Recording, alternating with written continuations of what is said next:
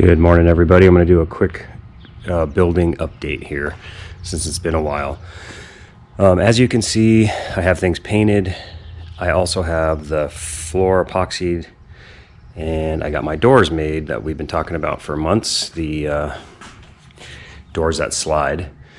And I actually picked up these giant shells from a local store that closed recently.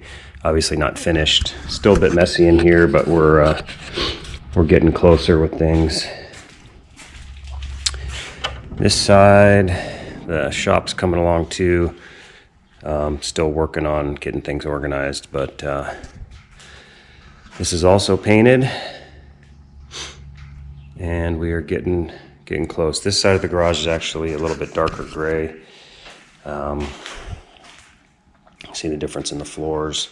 And I have a touch-up kit coming, or actually arrived, I should say, to get little spots like this that I left silicone on.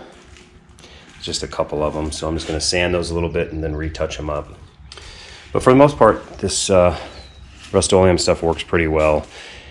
It allows you to clean stuff up easy and just gives it a decent look anyway. So we're coming along in here. I've got a bunch of stuff to build now that I've got the doors made.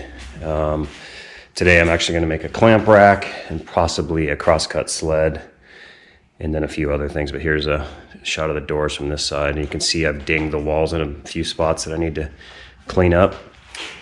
Yesterday I installed a couple outlets, one on the other side, one over here, that I can charge devices on since I'll be out here doing Bluetooth music and stuff like that. But anyway, just a real quick update. People have been asking about the shop, so I wanted to kind of update you on what was going on. And if you watched the recent video I did on my wife's WRX, then you probably saw some of this stuff, so I just wanted to show you what it looks like on its own. Take care, guys. We'll talk to you soon.